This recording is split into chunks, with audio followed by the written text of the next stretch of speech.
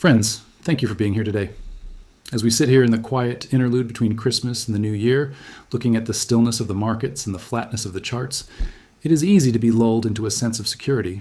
The volatility of the year seems to have vanished. The screaming headlines have paused. You might be checking your portfolio, seeing silver hovering around $72, and thinking that the war is over for the year. But I am compelled to share a different perspective with you, one that your broker is unlikely to mention, and the cable news networks are too distracted to cover. What if I told you that the silence you are witnessing right now is not the peace of a stable market, but the terrifying quiet of a shoreline just before a tsunami hits? And asking a step further, what if the very mechanisms designed to keep financial markets stable have been turned off for the holidays, leaving the door wide open for the most violent upward repricing of silver we have seen in 45 years? We are currently standing in the eye of a hurricane. Tomorrow morning, the eye wall hits. We are entering a specific, dangerous, yet potentially lucrative window of time known to professional traders as Ghost Week. This period, running from December 26th to January 2nd, is not merely a holiday break. It is a structural anomaly in the global financial system. When combined with the breaking geopolitical news out of Venezuela, the Federal Reserve's capitulation on inflation, and a historic drain on physical silver vaults, we are looking at a perfect storm that targets a massive gap up in prices, potentially an 8 jump by the time the world returns to work in January. To understand why this is happening and how to protect your retirement during this transition, we must look beneath the surface of the price charts and understand the mechanics of the danger zone we are entering.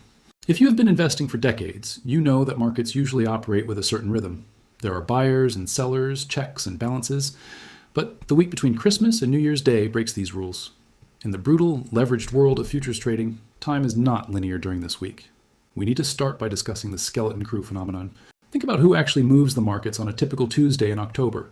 It is the senior risk managers at the major banks. It is the head traders at the world's largest hedge funds. It is the sophisticated algorithmic desks in London and Hong Kong. These are the adults in the room, people with decades of experience and, crucially, the authority to deploy billions of dollars of capital to stabilize prices if things get too volatile. But right now, those people are gone. They are in Aspen skiing. They are in St. Bart's on yachts. They are with their families.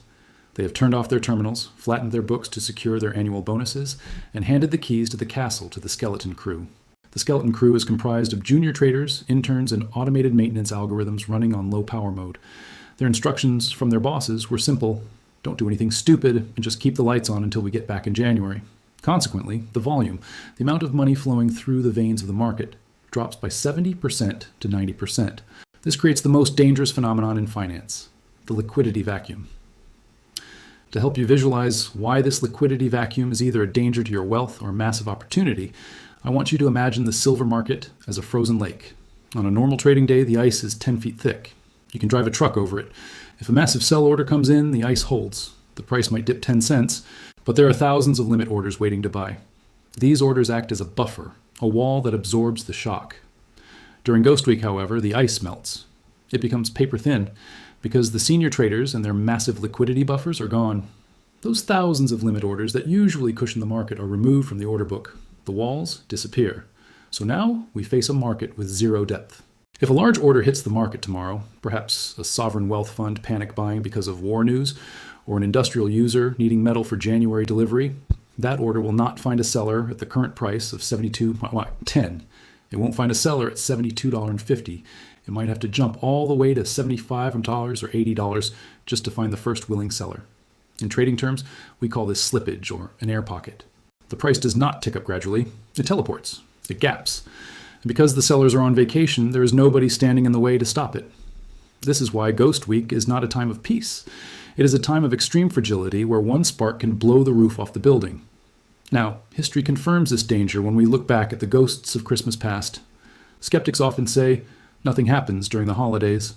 But the charts tell a different story. Look back to Christmas 2010. Silver was trading quietly around $29. Everyone went on holiday. But in the thin volume of Ghost Week, the price drifted higher because there were no sellers to suppress it. By the first week of January 2011, silver had ripped violently upward, igniting the legendary run that took us to $50 by April. Ghost Week was the launchpad. Similarly, look at Christmas 2020. The narrative of the silver squeeze began bubbling up in online forums during the holiday dead zone. By late January, we were seeing massive gaps on Sunday opens. However, 2026 is not 2010. In 2010, the world was relatively stable and the vaults were full. Today we have a proxy war, a surrendered Federal Reserve, and empty vaults. The potential energy stored in this market is higher than it has ever been. We are sitting on a coiled spring. A liquidity vacuum is like a room full of gasoline fumes. It is dangerous, but it needs a spark to explode. And right now, we have three distinct catalysts converging at once. The first catalyst is the geopolitical spark coming out of Venezuela. While most Americans were unwrapping presents, a significant geopolitical escalation occurred in the Caribbean that has largely been ignored by the mainstream media. Reports indicate a new escalation in the blockade of Venezuela involving the U.S. Navy. Crucially, this is no longer just about sanctions on a rogue nation. The U.S. Coast Guard and Navy have reportedly intercepted tankers, specifically the Bella 1 and the Centuries, that are linked to nuclear powers. The Centuries is owned by a Hong Kong-based company. By forcibly boarding a Chinese-linked vessel in international waters to enforce an oil blockade, we are witnessing a direct provocation between superpowers in the Western Hemisphere. Why does a boat in the Caribbean matter for your portfolio? Because silver is a war metal. When navies start blocking shipping lanes, the algorithms that run global macro funds have a specific instruction: sell risk, buy havens. Usually, in times of geopolitical stress, money flows into the US dollar. But look at the dollar index, DXY. It is trading at a 12-week low, down nearly 10% for the year. The world is hesitating to trust the dollar as a safe haven because the dollar is the very weapon being used in the blockade. Therefore, the fear capital has nowhere to go but gold and silver. If the war trade is the left hook, the knockout punch, our second catalyst, comes from the Federal Reserve. Just before the holiday, we witnessed a quiet surrender. Federal Reserve officials signaled that the market should expect rate cuts in 2026, despite the fact that inflation is currently stuck at 2.7%, well above their 2.0% target. Think about the logic of that decision. Inflation is high, yet they are cutting rates. This is an admission that they can no longer fight inflation. They are admitting that the national debt, now over $36 trillion, is so high that they must cut rates to keep the government solvent, even if it means letting inflation run hot. This is the most bullish signal for silver possible. Silver thrives in an environment of negative real rates. If inflation is 3% and your bank pays you 3%, you're breaking even. But if inflation is 3%, or realistically 8 to 10% if you look at actual costs, and the Fed cuts rates, you're guaranteed to lose purchasing power by holding cash. The smart money knows this. They are exiting the dollar before the new year starts, ensuring that when the markets reopen fully, the rotation into hard assets will be violent. Finally, and perhaps most critically, we must discuss the third catalyst, the physical reality of the vault drain. You can print dollars, you can print rate cuts, but you cannot print silver. On December 23rd, just 48 hours before Christmas, something terrifying happened in the vaults of New York. The official CME silver stock report showed that the Asahi refining vault lost over 1.4 million ounces of silver in a single day. In total, across all vaults including JP Morgan and CNT, over 2.2 million ounces of liquidity evaporated in 24 hours. This is the definition of a cornered market.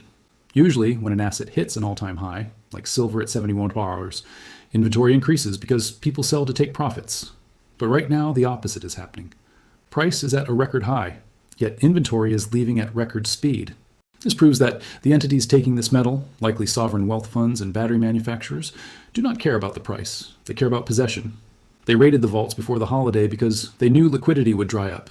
This creates a hard floor under the market.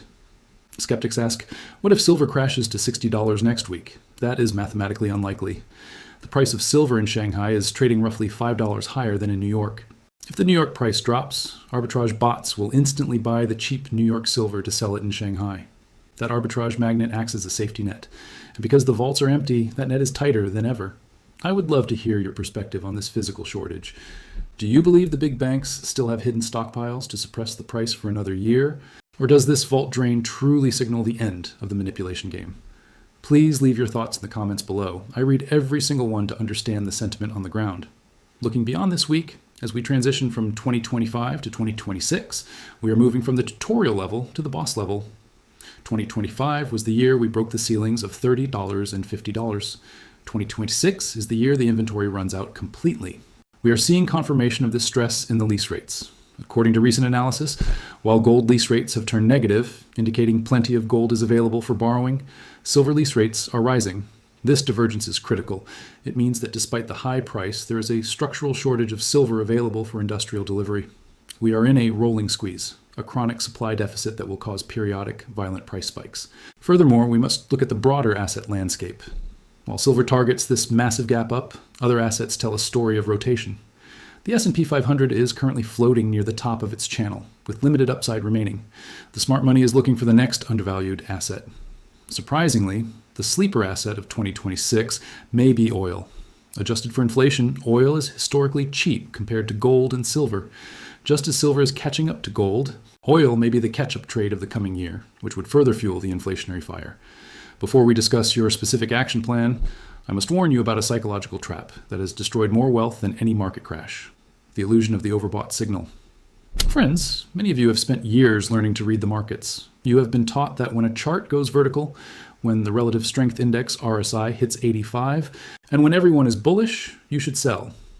In a normal market, that is excellent advice. It protects you from buying the top. But I'm here to tell you that in a currency collapse or supply squeeze, which is what we are experiencing now, those indicators are not just wrong, they are a trap. If you look at history, specifically the legendary bull runs of the past, you will see why selling now based on overbought signals is a mistake. In 1980, silver entered overbought territory when it hit $15. If you had followed the textbook and sold there, you would have patted yourself on the back for a few days, and then watched in horror as the price tripled to $50 in the next few months. It stayed overbought for 5 consecutive months. Similarly, in 2011, silver entered overbought territory at $28. It didn't stop until it hit 49. In a parabolic move, an RSI of 85 or 90 does not mean sell. It means the trend is violent. It means the market has entered a phase of mania where the price is being driven by fear of missing out, FOMO, and physical desperation, not by rational valuation models. If you short this market or sell your position because of an indicator you learned in a generic investing tutorial, you are likely to be run over by a steamroller. The market can stay irrational longer than you can stay solvent. And right now, the market is not just irrational, it is structurally broken.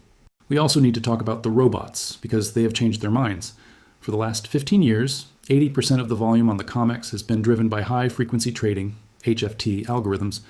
These bots were programmed with a simple instruction: if silver hits resistance, short it. They made billions fading the rallies, knocking the price down every time it raised its head. But tomorrow morning, when the Ghost Week market opens, those algorithms are running a different code. We are now in what is technically known as blue sky territory or price discovery mode. There is no resistance above us. There are no bag holders from 10 years ago waiting to sell to get their money back. Because of this, the algorithms have activated their breakout module. The logic is simple. If price is at an all-time high and volatility is expanding, initiate maximum long positions. The robots are no longer fighting the trend, they are chasing it. And you must understand that a robot does not care if $80 silver feels expensive. A robot does not have a memory of silver being $20. It only knows data, and the data says buy. When you combine panicked human buying with robots that are programmed to chase momentum, you get a feedback loop that defies gravity. Finally, I want to reassure you about the safety net beneath us, because I know the fear of a crash is real for anyone living on a fixed income. You might be asking, what if the war in Venezuela de-escalates tomorrow? What if the banks try one last smash? That is a valid fear. But you must look at the arbitrage. Right now, silver in Shanghai is trading at roughly $77, while in New York, it is $72. That $5 gap is effectively a bungee cord. If the price in New York drops to $65, that spread becomes $12. Do you know what happens then? It becomes free money. Every arbitrage bot, every bank, and every trader on earth will instantly buy the New York contract to sell it against the Shanghai price. This is a risk-free trade. This arbitrage magnet acts like a concrete floor. It catches the price. And because the inventory at Asahi and other vaults has been drained, that safety net is getting tighter and tighter. So even if we get a flash crash during Ghost Week, it is mathematically impossible for it to be sustained. The physical demand from the East is simply too strong to allow the paper price in the West to collapse. So what does this mean for you? And how do you navigate a week that promises both massive gains and terrifying volatility? If you're over the age of 60, your priority is preservation, not gambling. The volatility next week will be extreme. The market will stop behaving rationally. It could whip down $4 to liquidate stop losses, and then whip up $8 in the same hour. The first and most important rule is simply this: avoid leverage at all costs. I cannot stress this enough. Do not use leverage next week. If you are trading futures or buying short-dated options, you are gambling. In a liquidity vacuum, we see Widowmaker wicks, moments where a price teleports down to an irrational number for 1 second before snapping back. If you are leveraged, that 1 second will wipe out your account. You will be liquidated at the bottom, only to watch helplessly as the price recovers and goes to the moon without you. This is a week for holding, not for scalping. Second, you must learn to ignore the paper price and watch the premiums. Next week, you might turn on the TV and see the spot price of silver flashing red. Maybe it drops to $68 on thin volume. Do not panic. Look at the premiums. In a liquidity crunch, the paper price disconnects from reality. While the screen says price is down, the online dealers who know about the vault drain might actually raise their prices for physical coins. If you see a flash crash in the paper market, treat it as a gift. It is likely the last chance to acquire metal before the January repricing. Third, you need to know exactly when to act by watching for the green light. Ghost Week is deceptive. The moves that happen between now and New Year's Eve are often noise driven by bots. The true signal comes on Friday, January 2nd, 2026. This is when the institutions return. In conclusion, friends, the era of easy, predictable markets is ending. We are entering a period of scarcity, conflict, and monetary debasement. The 1.4 million ounces that left the vault this week are not coming back. The tension in Venezuela is not vanishing overnight, and the Federal Reserve is not going to suddenly find a way to pay off $36 trillion in debt without printing money. Ghost Week is the transition period. It is the deep breath before the plunge. The volatility next week might be scary. It might be violent. But if you keep your leverage low, if you keep your eyes on the fundamentals, and if you remember that the smart money is securing physical metal at any cost, then you have nothing to fear. If you found value in this deep dive analysis, please hit the like button and subscribe to the channel right now. It helps us spread this critical warning to more investors before the window closes. The paper silver game is ending. The real silver era is beginning. Watch the news, ignore the noise, and get ready for January.